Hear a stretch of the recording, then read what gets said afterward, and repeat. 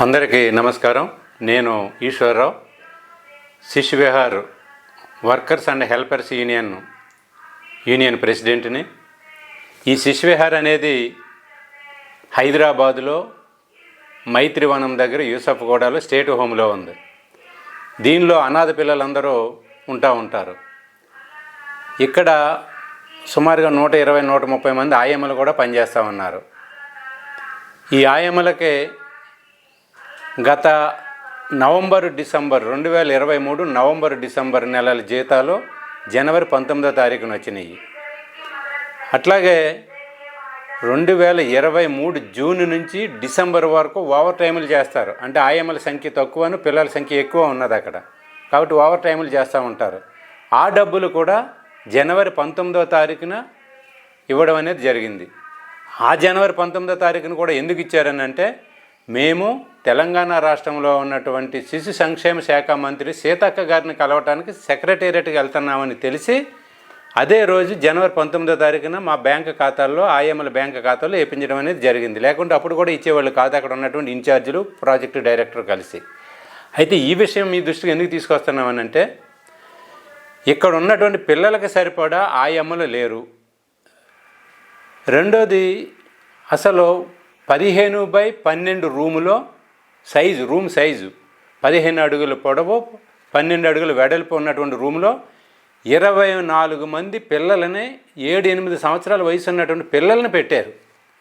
అంటే 23-24 మంది పిల్లల్ని ఈ సైజు రూమ్లో పెట్టడం వలన వాళ్ళు కొట్లాడుకుంటూ ఉన్నారు. పిల్లలు జాగా లేదు, మిగిలిందంతా అలమార్లు పెట్టేశారు, టేబుల్స్ పెట్టేశారు. ఇవన్నీ పెట్టడంతో చాలా ఇబ్బందికరంగా ఉండి కొట్లాడుకుంటూ ఉన్నారు. అట్లా కొట్లాడుకుంటున్నటువంటి సందర్భాలలో ఒక చిన్న పిల్లగాడికి ముక్కు గాయమైంది. ఆ గాయమైన దానికి ఆ ఆయమ్మల మీద పోలీస్ కేసు పెట్టారు.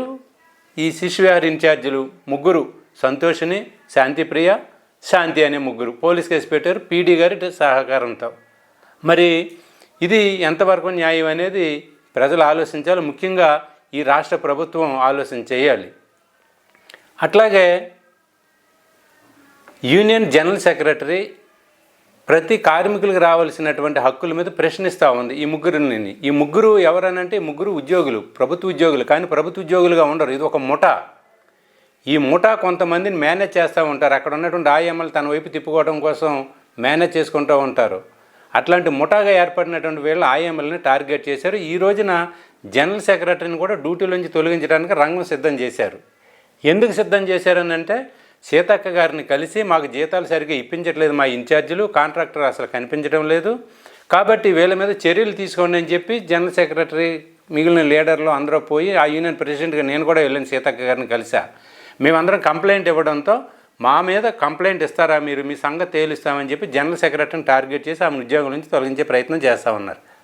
రెండోది, అసలు 2023 జనవరి నుంచి డిసెంబర్ వరకు 14 మంది పిల్లలు చనిపోయారు. ఎంత దుర్మార్గమో చూడండి. అనాథ పిల్లలే కదా అని చెప్పేసి చచ్చిపోతే అడ్రస్ లేకుండా చేశారు. 14 మంది పిల్లలు 2023లో చనిపోయారు. 2024 మొన్న జనవరిలో ఒక పాప చనిపోయింది. అంటే 15 మంది చనిపోయారు. మరి చిన్న పిల్లగాడికి ముక్కు గాయం అయితేనే డ్యూటీ నుంచి తొలగించారు కదా ఇద్దరు ఆయమ్మలని.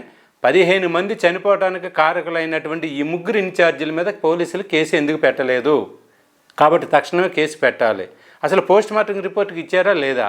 ఇస్తే ఏం రిపోర్ట్ వచ్చింది? ఈ పిల్లలు చనిపోవడానికి కారణం ఏంటనేది నేను చెప్తా. ఇక్కడ 2 డాక్టర్లు ఉండేవారు.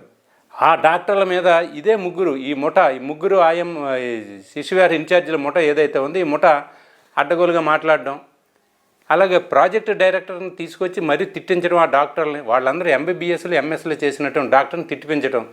ఈ తిట్లన్నీ భరించలేక డాక్టర్లు గత 6-7 నెలల క్రితం రాజీనామా చేసి వెళ్ళిపోయారు శిశు విహార్ నుంచి. ఇప్పుడు డాక్టర్లు లేరు శిశు విహార్లో, ఉన్నదల్లా సిస్టర్సే.